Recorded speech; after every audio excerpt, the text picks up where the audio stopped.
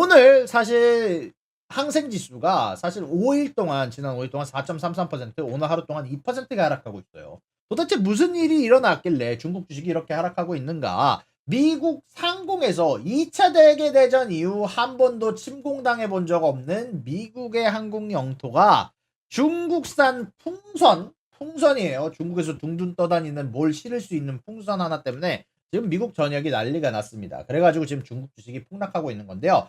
미국에서는 이게 2월 2일자부터 사실 발견을 했다고 하는데 여기 보시면 주식이 떨어지기 시작한 게 2월 3일이거든요. 2월 3일날 무슨 발표가 있었냐면 미국 정부에서 이렇게 발표를 합니다. 미 본토 상공에서 떠다니는 고고도 정찰 스파이 기구를 추적하고 있다며 이 정찰 기구가 중국 것임을 확신한다는 공식 발표를 했어요. 자, 이 본 사건으로 인해서 블링컨 미 국무장관의 중국의 방문 계획이 원래 이 계획이 돼 있었거든요. 이제 중국에서 우리가 잘못했습니다. 미국, 우리가 이제 블링컨 장관 오면은 우리가 열심히 이야기해보고 다시 또 우리 무역 관계를 이어가요. 우리 리오프닝 하고 있어요. 막 이러고 있었는데 이 사건으로 인해서 블링컨 중국 장관이 이제 국무장관이 방중 계획이 연기가 됐어. 그리고 이 이후에 미국에서 지금 중국에게 엄청나게 항의 중이었는데 여기까지면 좋은데 중국에서 일단 야 이거 별거 아니야 임마 이거 그냥 연구용 풍선 기구야 뭘 그렇게 과민 반응을 해 막 이러고 있었는데 미국 정부에서 이거를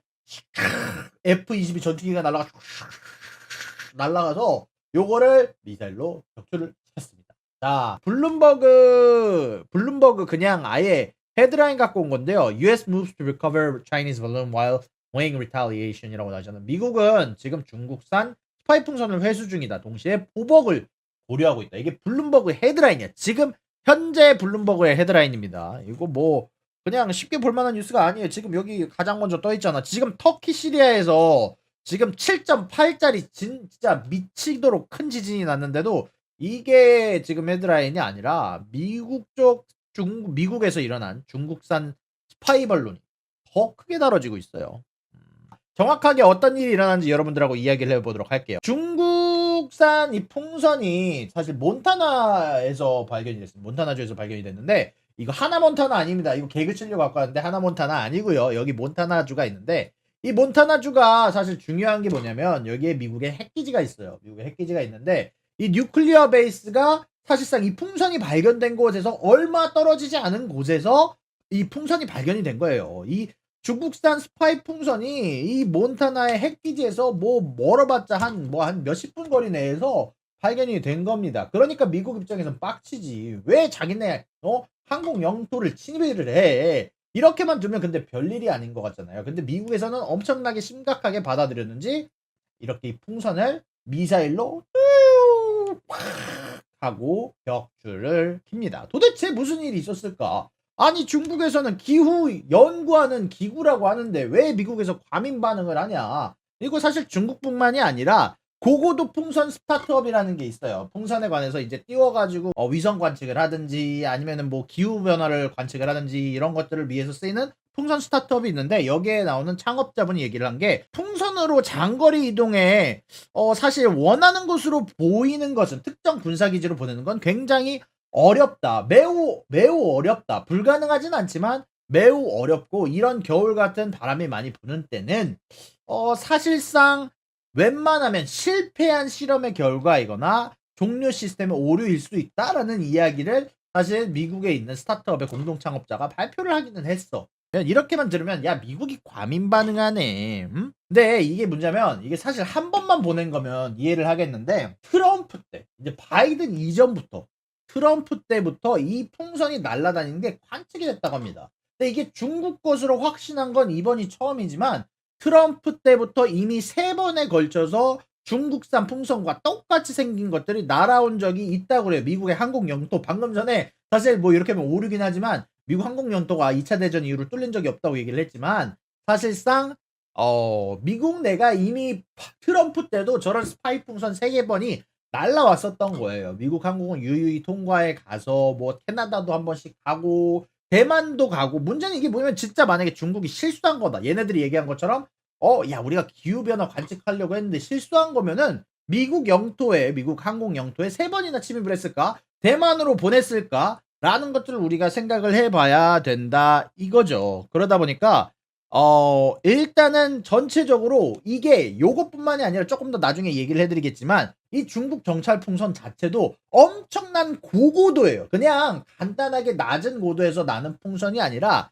간단하게 이 풍선이 왜 심각한지 하나씩 알려드릴게요. 자, 이 풍선 크기가 여러분들 어마어마합니다. 이 풍선 크기가 25m에서 60m까지 커다란 풍선이에요. 거의 뭐 스태츄 오브 리버티 아시죠? 자유의 여신상만한 사이즈의 풍선이 기후변화 관측용 풍선이 60m나 된다고?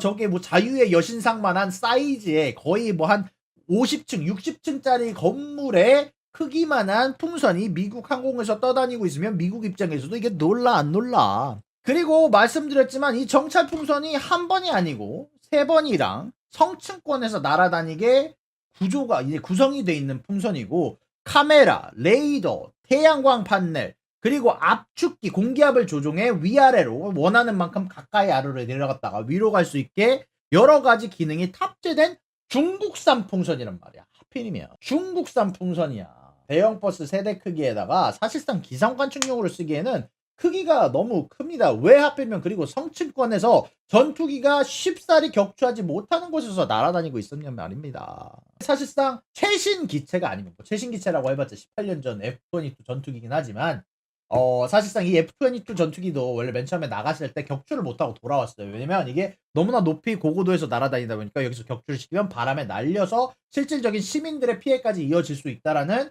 연구 결과가 나오면서 일단 바이든 대통령이 알았어. 일단 그럼 우리 이틀이나 3일 정도 있다가 격추시킬 거야 라고 중국한테 얘기를 하고 그리고 통보도 안 하고 바로 격추를 시켰어. 사실상.